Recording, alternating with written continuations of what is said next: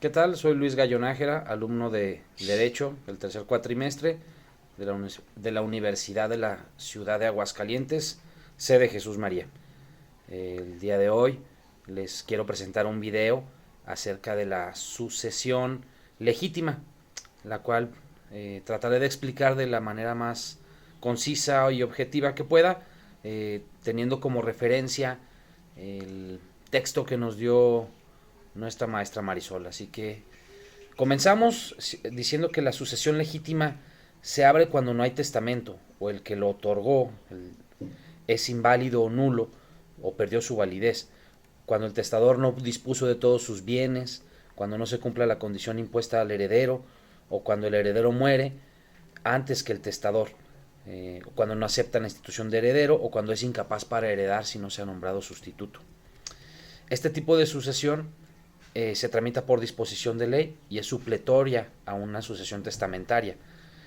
Se presenta cuando el decuyus o el que hace el testamento no ha otorgado el testamento, quiere decir que no lo realizó, cuando existe inobservancia de las formalidades de ley o tratándose de herederos que no pueden acceder al haber hereditario del cuyus. Bueno, ¿cuándo se abre la sucesión legítima?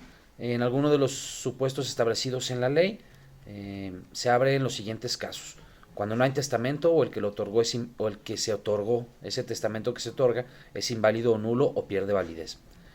También cuando el testador no dispuso de todos sus bienes, cuando no se cumple la condición impuesta al heredero, o cuando el heredero muere antes que el testador, o cuando no acepta la institución de heredero, cuando es incapaz para heredar, o si no ha nombrado un sustituto.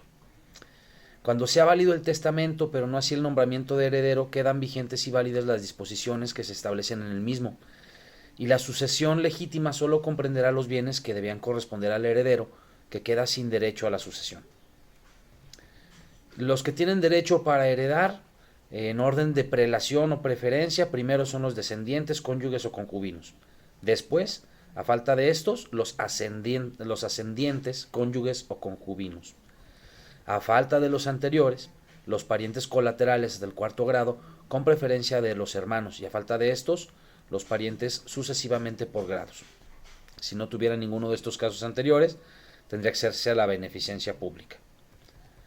Por regla general, es que los parientes más próximos excluyen a los más lejanos, es decir, primero son los más cercanos, los de sangre, después de los de tercera o cuarta grado, que se le puede llamar. El parentesco por afinidad no da derecho a heredar por este medio.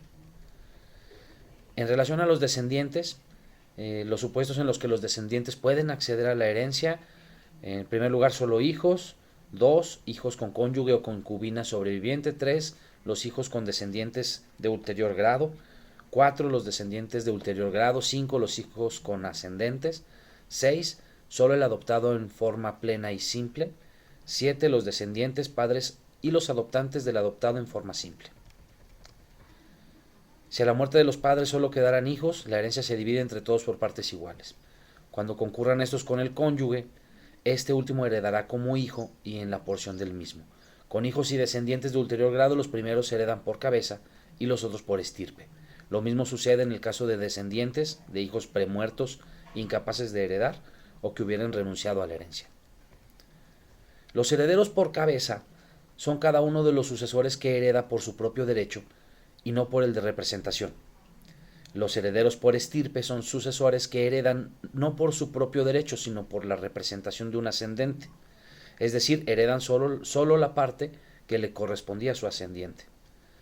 En caso de que solo existan descendientes de ulterior grado, la sucesión se divide por estirpes, y si en alguna de ellas hubieran varios herederos, la porción de la masa hereditaria que a ella corresponde, es decir, a la estirpe, se reparte por partes iguales entre sus integrantes. Concurriendo hijos con ascendientes, los ascendientes solo tendrán derecho a alimentos, que se limitarán al valor de una porción correspondiente a un hijo. En caso de adopciones, los adoptados heredan como hijos. Sin embargo, en el caso de la adopción simple, el derecho a heredar se limita al adoptante y no existe el derecho respecto a los parientes del último.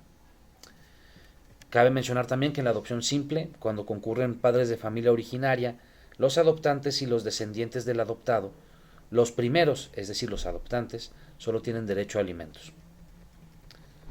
Si el testador o el decuyus dispone de una parte del haber hereditario, se transmitirán a quienes corresponda de conformidad con su voluntad los bienes correspondientes y el resto se reparte conforme a las reglas anteriores.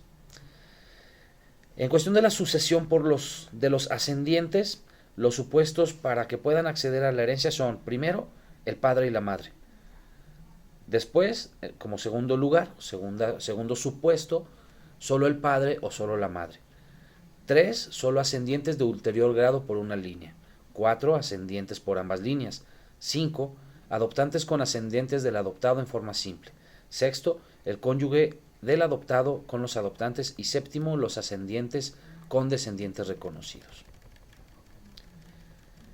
En cuestión de la sucesión del cónyuge, los supuestos para que el cónyuge acceda a la herencia: en primer lugar, solo el cónyuge. Segundo lugar, cónyuge con descendientes. Tercer lugar, cónyuge con ascendientes.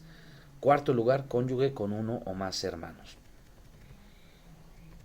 En cuestión de la sucesión de los colaterales, los supuestos para que los parientes colaterales puedan acceder a la herencia: en primer lugar, solo hermanos. En segundo lugar, hermanos y medio hermanos. En tercer lugar, hermanos con sobrinos de hermanos o medios hermanos. En cuarto lugar, solo los sobrinos. Y en quinto lugar, a falta de todos los anteriores, los parientes colaterales más próximos dentro del cuarto grado, sin distinción de grados o del doble vínculo. Cuando la herencia vaya a beneficencia pública, como lo comentamos, si no tuviera ni cónyuge, ni ascendientes, ni descendientes, ni parientes colaterales, ni adoptados, tendría que irse a la beneficencia pública. Quiere decir que cuando existan bienes raíces en el haber hereditario, que no puede adquirir la beneficencia pública por disposición del artículo 27, que es un supuesto que se puede dar, se subastarán antes de la adjudicación y el precio de la subasta se aplicará a la beneficencia pública.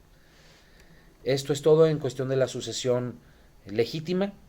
Como conclusión puedo decir que es importante que se realice el testamento, sin importar la edad o el momento. No esperar hasta septiembre, que es el mes del testamento, cuando sale relativamente más económico, porque a final de cuentas no sabemos los imprevistos que nos puedan pasar. Tenemos que dejarle, si es que tenemos bienes, si es que tenemos algo que dejar a nuestra familia, a nuestros herederos, pues tenemos que manifestarlo. Es nuestra voluntad, nuestra última voluntad en vida después de nuestra muerte. Así que es importante que preparemos un testamento, que nos asesoremos también inclusive con quien sabe de esto en derecho, con quien sabe de esto como los notarios, como los licenciados, como los abogados, quien te puede asesorar para que hagas un testamento que sirva y que sea tu voluntad dejar tus bienes, porque si no lo haces, los problemas de un intestado llevan mucho tiempo y conllevan también problemas para los que se quedan en este mundo, en este plano corporal. Así que muchas gracias, esta es mi exposición, espero que haya sido entendible, concreta, y quedo a sus órdenes para cualquier duda o aclaración. Hasta luego.